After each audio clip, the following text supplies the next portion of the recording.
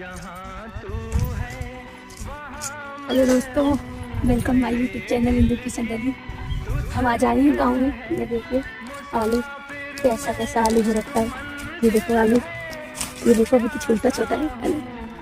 ये आलू का खेत, ये देखो आलू, आलू फरा होगा। ये देखो आलू। हम आलू के खेत में आए हैं। आलू वाली आलू है, वो तो पक गया है, अब निकलने वाली है आलू। अगर हमारा वीडियो पसंद आए आपको, प्लीज़ लाइक करिए, सब्सक्राइब करिए।